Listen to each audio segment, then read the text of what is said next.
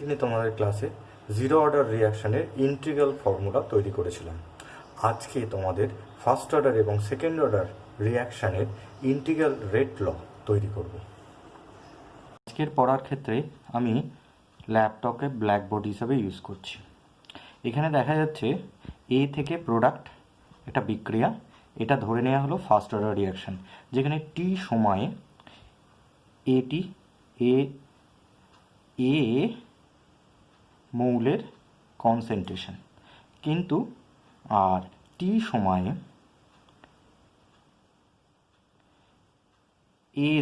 এটি হচ্ছে এটি হলো এর কনসেন্ট্রেশন। এর rate R is equal to delta A by delta T, যেটা হলো তাৎক্ষণিক হারের সমীকরণ। আর একটা হার সমীকরণ বের করলে আমরা পাই R is equal to K into A to the power 1। এই দুটো সমীকরণ তুলনা করলে আমরা পাবো যে delta A by delta T is equal to, একটা মাইনাস সাইন থাকবে যেহেতু এটা reactant, is equal to K into A to the power 1। তাৎক্ষণিক বিক্রিয়ার হারের রূপে এটাকে যদি আমরা লিখি minus DA by DT is equal to K A to the power 1। সমজাতীয় রাশিগুলোকে এবার আমরা একই দিকে রাখবো। ডি এ আর এ কনসেন্ট্রেশনকে একদিকে যদি আমরা রাখি তাহলে দাঁড়াচ্ছে minus D A by A is equal to minus k DT.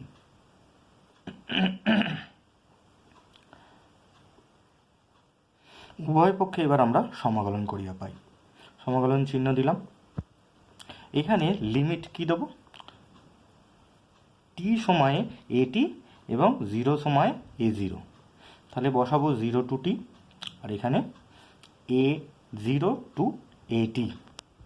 এদের ইন্টিগ্রেশন করলে আমরা জানি ln a হবে।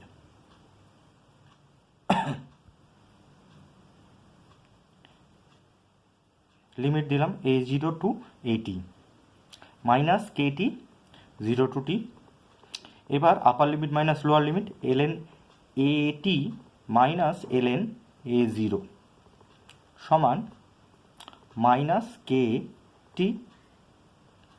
এটা হলো ফর্মুলাটা। একে ফার্স্ট অর্ডার রিয়াকশানের ইন্টিগ্রাল ফর্মুলা বলা যায়। আমরা কি করতে পারি? এরপরে এই সমীকরণটাকে নিয়ে আমরা ফার্দার প্রোগ্রেস করব। ln A t is equal to A জিরোটাকে যদি এদিকে নিয়ে যাই minus k t plus ln A zero. এটাকে যদি সরলরেখার সমীকরণের সঙ্গে তুলনা করি y is equal to m x plus b, যেখানে বি হলো intercept, y is equal to ধরে নেওয়া যেতে পারে যদি তুলনা করা হয় ln এটির সঙ্গে, আর m হচ্ছে তাহলে মাইনাস কে, এটা হলো স্লোপ, আর b intercept is equal to ln A zero. তাহলে গ্রাফটা টানা যাক। এক্স অ্যাক্সিস বরাবর আমরা নেব কাকে? নেব টিকে, ওয়াই অ্যাক্সিস বরাবর ln এটিকে। গ্রাফটা একটা ছেদিতাংশ হবে ln এ জিরো, সেখান থেকে একদম সোজা নিচের দিকে নেমে যাবে, যেহেতু স্লোপ হচ্ছে মাইনাস কে। তাহলে ছেদিতাংশ হলো ln A zero, slope is equal to minus কে।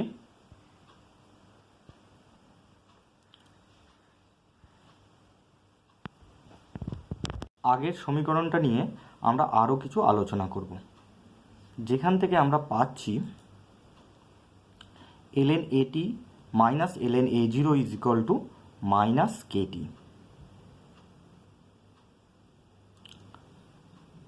তাহলে ln A t by ln A zero is equal to minus k t, যেহেতু আমরা জানি লগারিদমে মাইনাসটা মাইনাসের সূত্র এটা।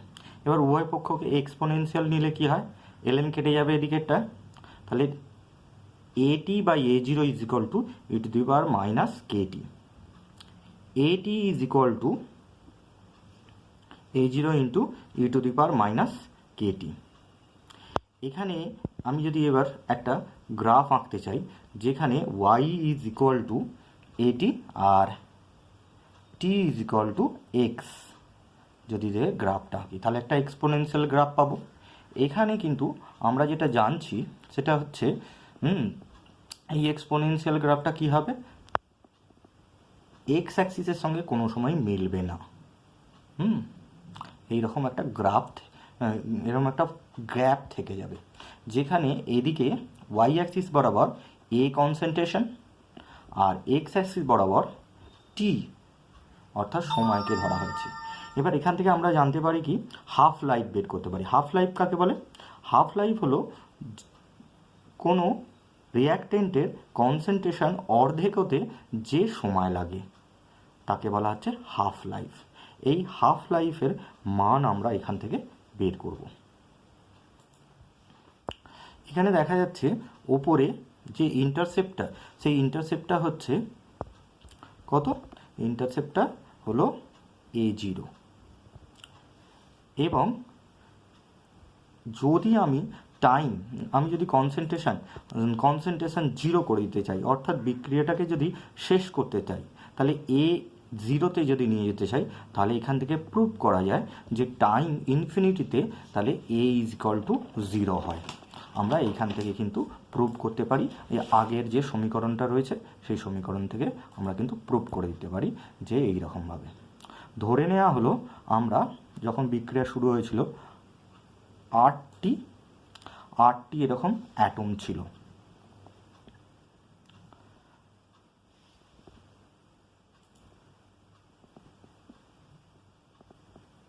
হাফ লাইফের ক্ষেত্রে এইরকমভাবে এগোবে। তাহলে এবার হাফ লাইফের আমরা সমীকরণ, আচ্ছা আমরা পরে আসছি ওটা, হাফ লাইফের সমীকরণটা আমরা বের করব। তাহলে হাফের সময় a0 কী হয়ে যাবে? a0/2 হয়ে যাবে। তখন টাইম হয়ে যাবে কত? t না থেকে হয়ে যাবে t হাফ। তাহলে এবার উপরের সমীকরণটাকে যদি আমরা লিখতে চাই তাহলে কীরকম জায়গায় দাঁড়াবে?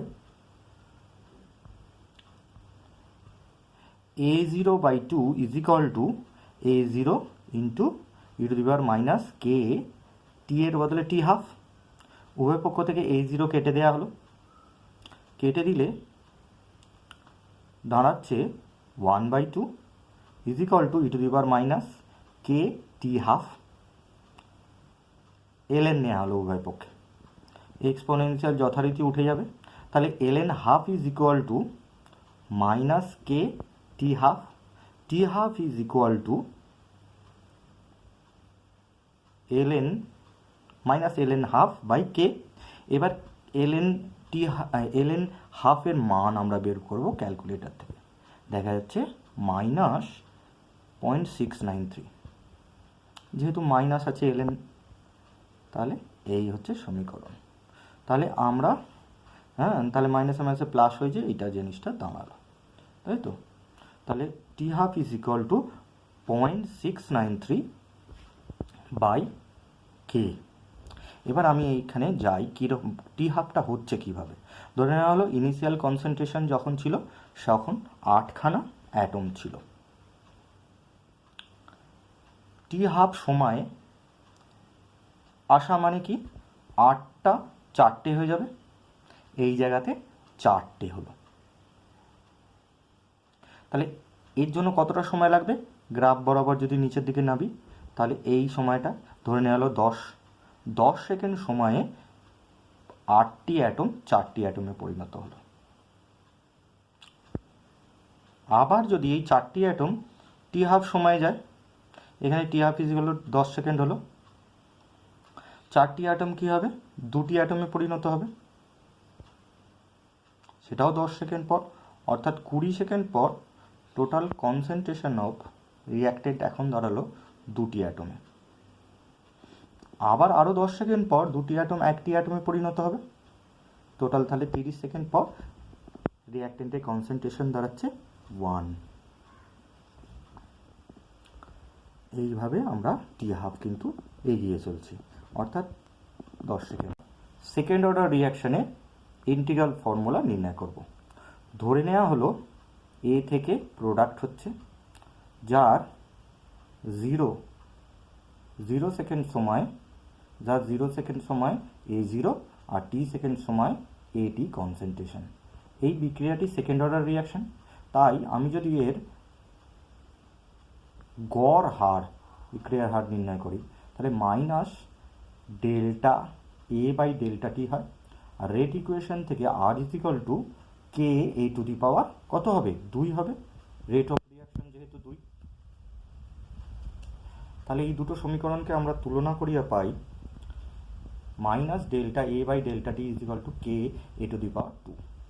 এবার তাৎক্ষণিক বিক্রিয়ার হার যদি আমি এক্ষেত্রে নির্ণয় করি, তাহলে কি হবে? D A by DT is equal to K A to the power 2। কোনো অসুবিধা নেই, এখানে মাইনাস সাইন আসছে কারণ রিয়াক্টেন্টের ক্ষেত্রে। তাহলে এইবার সমজাতীয় জিনিসগুলোকে আগের মতোই সমজাতীয় রাশিগুলোকে একদিকে রাখবো। তাহলে minus D A by A is equal to, A হবে না, এ টু দি পাওয়ার 2 হবে, কারণ কি সেকেন্ড অর্ডার। তাহলে কে ডিটি উভয় পক্ষে ইন্টিগ্রেশন করিয়া পাই। তাহলে ইন্টিগ্রেশন করলে কি হবে?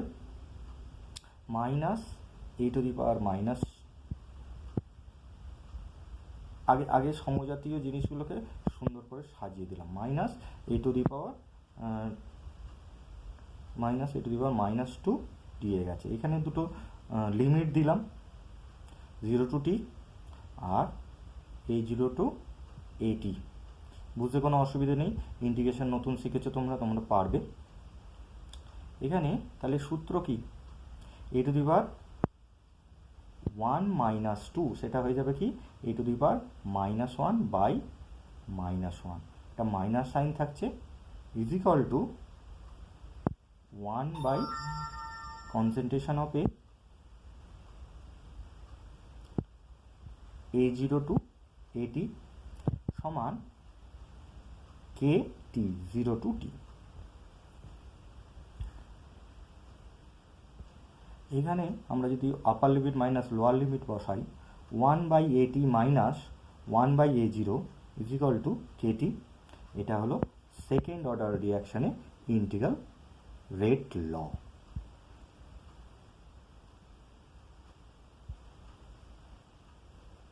ইকুয়েশনটাকে আমরা আবার অন্যরকমভাবে সাজাবো। কীরকম করব? AT 1 by concentration of AT is equal to KT plus 1 by A0।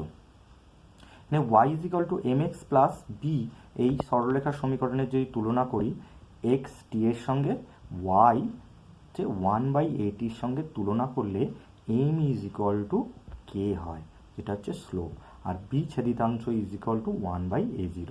তাহলে গ্রাফটা যদি আঁকি, x অ্যাক্সিস বরাবর আমি 1 by x অ্যাক্সিস বরাবর t দিলাম আর y অ্যাক্সিস বরাবর 1 বাই a দিলাম, তাহলে গ্রাফটা হবে এইরকম।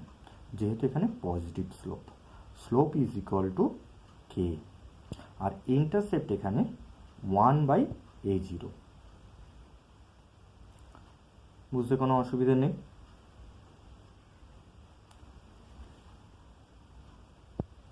আমরা সেকেন্ড অর্ডার রিয়াকশনের হাফ লাইফ নির্ণয় করব। আমরা সমীকরণটা পেয়েছি 1 by AT minus 1 by A0 is equal to KT. Half life is equal to কি? The times taken for the concentration of the reactant to be halved. তাহলে এখানে হাফ হয়ে যাবে। এবারে আমি তাহলে আগের মতোই নির্ণয় করব। কীরকমভাবে? টি হাফ হচ্ছে তাহলে দাঁড়ালো কি অর্ধজীবৎকালের সংকেত। তাহলে আমরা এবার কি হবে? এবার AT is equal to A0 by 2 হয়ে দাঁড়াবে। তাহলে যদি বসাই আমি এখানে এটির জায়গায় A0 বাই 2 এবং টি এর জায়গায় টি হাফ, তাহলে কীরকম দাঁড়াবে জিনিসটা?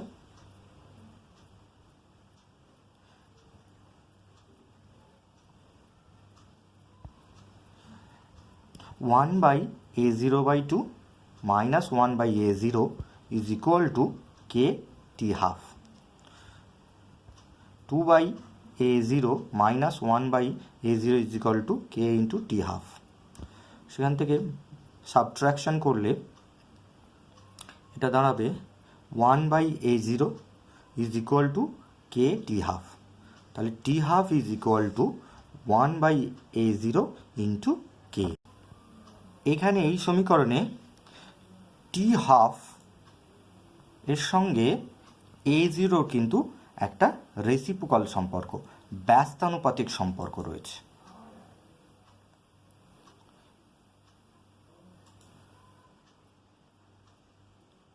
টি হাফের সঙ্গে A0।